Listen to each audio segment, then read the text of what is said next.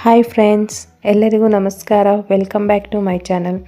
ಇವತ್ತು ನಾನು ಮಧ್ಯಾಹ್ನದ ಊಟಕ್ಕೆ ಬೆಂಡೆಕಾಯಿ ಮಸಾಲ ಗ್ರೇವಿ ಮಾಡ್ತಾಯಿದ್ದೀನಿ. ಅದೇ ರೆಸಿಪಿನ ನಿಮ್ಮ ಜೊತೆ ಶೇರ್ ಮಾಡ್ಕೊತಾ ಇದ್ದೀನಿ. ಸೊ ನೀವು ಕೂಡ ಈ ರೆಸಿಪಿನ ಟ್ರೈ ಮಾಡಿ, ಟೇಸ್ಟ್ ತುಂಬಾ ಚೆನ್ನಾಗಿರುತ್ತೆ. ಸೊ ನೀವು ಇಷ್ಟಪಟ್ಟು ತಿಂತರ ಮನೆಯಲ್ಲೂ ಕೂಡ ತುಂಬ ಇಷ್ಟಪಡ್ತಾರೆ ಎಲ್ಲರೂ. ಸೊ ಮೊದಲಿಗೆ ಮೇಯ್ನಾಗಿ ಬೆಂಡೆಕಾಯಿ ತಿನ್ನೋದ್ರಿಂದ ಕಣ್ಣುಗಳಿಗೆ ತುಂಬಾ ಒಳ್ಳೆಯದು, ಮತ್ತು ಬ್ಲಡ್ ಪ್ರೆಷರ್ ಇದರಿಂದ ತಡೆಯುತ್ತೆ. ಮತ್ತು ಯಾರೇ ಡಯಟ್ ಮಾಡ್ತಾ ಇರ್ತೀರ ನೋಡಿ, ಡಯಟಿಷನ್ವರಿಗೆ ಇದು ಮೇನ್ ಫುಡ್ಡು ಅನ್ಬೋದು. ಯಾಕಂದರೆ ಬೆಂಡೆಕಾಯಿ ತಿನ್ನೋದ್ರಿಂದ ವೆಯ್ಟ್ ಲಾಸ್ ಆಗುತ್ತೆ, ತೂಕ ಕಡಿಮೆ ಆಗುತ್ತೆ. ಸೊ ಇದರಲ್ಲಿ ಪ್ರೋಟೀನ್ ಪೋಷಕಾಂಶಗಳು ಜಾಸ್ತಿ ಇರೋದ್ರಿಂದ ಮಕ್ಕಳಿಗೆ ಕೊಡೋದ್ರಿಂದ ತುಂಬಾ ಒಳ್ಳೆಯದು. ಸೊ ಬನ್ನಿ ಫ್ರೆಂಡ್ಸ್, ರೆಸಿಪಿ ನೋಡ್ಕೊಂಬರೋಣ. ಎಲ್ಲೂ ಸ್ಕಿಪ್ ಮಾಡಿದಿರ ನೋಡಿ. ಸೊ ಯಾಕಂದರೆ ಸೆಂಟ್ರಲ್ಲಿ ಏನೇನು ಇಂಗ್ರೀಡಿಯೆಂಟ್ಸ್ ಮಾಡಿರ್ತೀವೋ ಅದು ಮಿಸ್ ಆಗೋ ಚಾನ್ಸಸ್ ಇರುತ್ತೆ. ಸೊ ದಯವಿಟ್ಟು ನನ್ನ ಚಾನಲ್ನ ಸಬ್ಸ್ಕ್ರೈಬ್ ಮಾಡಿ. ಹಾಗೆಯೇ ಸೊ ಮೊದಲಿಗೆ ಬೆಂಡೆಕಾಯಿನ ನಾನು ಈ ಸೈಜಲ್ಲಿ ಕಟ್ ಮಾಡ್ಕೊತಾ ಇದ್ದೀನಿ. ಈ ಸೈಜಲ್ಲಿ ಕಟ್ ಮಾಡ್ಕೊಳ್ಳಿ, ಗ್ರೇವಿಯಲ್ಲಿ ಚೆನ್ನಾಗಿ ಕಾಣಿಸುತ್ತೆ. ಸೊ ಅದು ಗ್ರೇವಿ ನಾವು ಜೊತೆ ಬಿಟ್ಟಾಗ ಕೂಡ ಇದು ಚೆನ್ನಾಗಿ ಕಾಣಿಸುತ್ತೆ ಬೆಂಡೆಕಾಯಿ. ಸೊ ನೆಕ್ಸ್ಟು ನಾನು ಒಂದು ಬಾಣಲಿ ಇಟ್ಟು ಆ ಬಾಣಲಿಗೆ ಒಂದು 2 ಸ್ಪೂನು ಎಣ್ಣೆ ಹಾಕ್ತಾಯಿದ್ದೀನಿ. ಅದು ಕಾದ್ಮೇಲೆ ನಾವೇನು ಕಟ್ ಮಾಡ್ಕೊಂಡಿರ್ತೀವೋ ಬೆಂಡೆಕಾಯಿ ಅದನ್ನು ಬಾಣಲಿ ಜೊತೆ ಹಾಕಿ, ಅಂದರೆ ಆಯಿಲಲ್ಲಿ ಹಾಕಿ ಫ್ರೈ ಮಾಡಬೇಕು ಚೆನ್ನಾಗಿ. ಅದು ಹಸಿ ವಾಸನೆ ಬಿಡಬೇಕು, ಮತ್ತು ಬೆಂಡೆಕಾಯಲ್ಲಿ ಬಂಕ ಬರುತ್ತೆ, ಆ ಬಂಕ ಬಿಡೋ ತನಕ ಚೆನ್ನಾಗಿ ಫ್ರೈ ಮಾಡಿ. ಆಮೇಲೆ ಅದಕ್ಕೆ ಒಂಚೂರು ಉಪ್ಪು ಹಾಕಿ, ಒಂದು ಅರ್ಧ ಟೇಬಲ್ ಸ್ಪೂನ್ ಉಪ್ಪು ಹಾಕ್ಬಿಟ್ಟು ಮತ್ತೆ ಫ್ರೈ ಮಾಡಿ ಸೈಡಿಗೆ ಇಟ್ಕೊಳ್ಳಿ.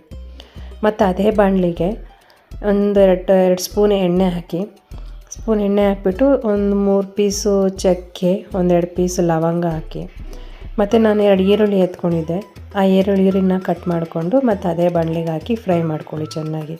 ಸೊ ಕೆಂಪುಗಾಗೋ ಥರ ಚೆನ್ನಾಗಿ ಫ್ರೈ ಮಾಡ್ಕೊಳ್ಳಿ ಈರುಳ್ಳಿನ.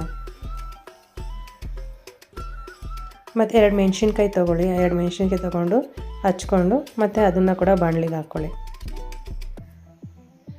ಅದನ್ನು ಫ್ರೈ ಮಾಡ್ಕೊಳ್ಳಿ.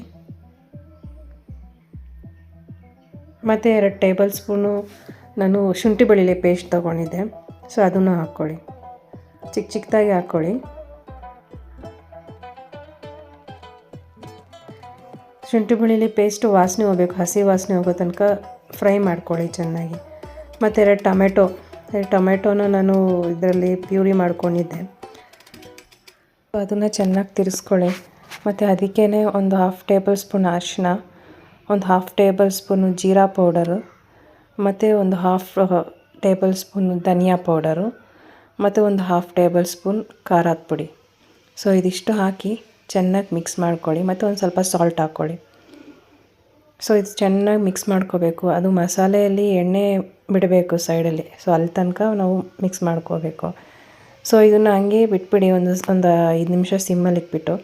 ಸೊ ಅಷ್ಟರಲ್ಲಿ ನಾವು ಒಂದು ಬೌಲಿಗೆ ಮೊಸರು ಎತ್ಕೊಳ್ಳೋಣ. ಮೊಸರು ಎತ್ಕೊಂಡು ಅದು ಚೆನ್ನಾಗಿ ಗಂಟು ಬಿಡಬೇಕು, ಅಂದರೆ ಅದರಲ್ಲಿ ಮೊಸರಲ್ಲಿ ಗಂಟು ಇರುತ್ತೆ, ಅದನ್ನು ಚೆನ್ನಾಗಿ ತಿರುಗಿಸ್ಕೊಳ್ಳಿ. ಸೊ ಚೆನ್ನಾಗಿ ತಿರುಗಿಸ್ಕೊಂಡು ಏನು ಮಸಾಲೆ ರೆಡಿಯಾಗಿದೆ ನೋಡಿ ಬಾಣಲಿಯಲ್ಲಿ. ಸೊ ನೋಡಿ, ಆ ಸೈಡಲ್ಲಿ ಎಲ್ಲ ಆಯಿಲ್ ಬಿಟ್ಟಿದೆ. ಸೊ ಇದನ್ನು ನಾವು ಮೊಸರನ್ನ ಹಾಕೋಣ ಬಾಣಲಿಗೆ. ಸೊ ಹಾಕ್ಬಿಟ್ಟು ಚೆನ್ನಾಗಿ ಕಲಿಸ್ಕೊಂಡು, ನಮ್ಗೆ ಎಷ್ಟು ಬೇಕೋ ನೀರು ಅಷ್ಟನ್ನು ಮಿಕ್ಸ್ ಮಾಡಿಕೊಂಡು, ನಿಮಗೆ ಗ್ರೇವಿ ಯಾವ ಟೈಪಲ್ಲಿ ಬೇಕು, ಸ್ವಲ್ಪ ಗಟ್ಟಿಯಾಗಿ ಬೇಕಾ ಇಲ್ಲ ಚಿಕ್ಕದಾಗಿ ಬೇಕಾ ಎಷ್ಟು ನೋಡಿಕೊಂಡು ಮಿಕ್ಸ್ ಮಾಡ್ಕೊಳ್ಳಿ. ಸೊ ಅದಾದಮೇಲೆ ಅದು ಕುದಿಯೋಕ್ಕೆ ಸ್ಟಾರ್ಟ್ ಆಗುತ್ತೆ. ಕುದಿಯೋಕ್ಕೆ ಸ್ಟಾರ್ಟ್ ಆದಾಗ ಇವಾಗ ನೀವೇನು ಫ್ರೈ ಮಾಡ್ಕೊಂಡಿದ್ದೀರ ಬೆಂಡೆಕಾಯಿನ ಅದಕ್ಕೆ ಹಾಕಿ. ಸೊ ಹಾಕ್ಕೊಂಡು ಚೆನ್ನಾಗಿ ಮೇಲಿಂದ ಕೆಳಗಡೆ ಚೆನ್ನಾಗಿ ಮಿಕ್ಸ್ ಮಾಡ್ಕೊಳ್ಳಿ. ಸೊ ನನಗೆ ಈ ಕನ್ಸಿಸ್ಟೆನ್ಸಿ ಹಾಕಿತ್ತು ನೀರು, ನನಗೆ ಗಟ್ಟಿಯಾಗಿ ಬೇಕಿತ್ತು ಗ್ರೇವಿ. ಸೊ ನಾನು ಗಟ್ಟಿಯಾಗಿ ಮಾಡ್ಕೊಂಡಿದ್ದೀನಿ.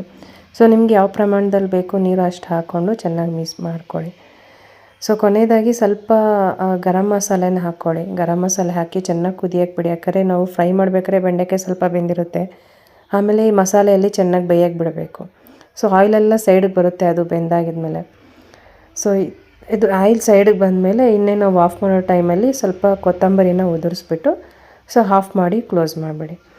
ಸೊ ಇದಿಷ್ಟು ಫ್ರೆಂಡ್ಸ್ ಬೆಂಡೆಕಾಯಿ ಮಸಾಲ ಗ್ರೇವಿ. ನೀವು ಟೇಸ್ಟ್ ಮಾಡಿ, ಚೆನ್ನಾಗಿರುತ್ತೆ ಟೇಸ್ಟು ತುಂಬಾ. ಸೊ ಟ್ರೈ ಮಾಡಿ ರೆಸಿಪಿ ಯಾವ ಥರ ಇತ್ತು ಅಂತ ಹೇಳಿ.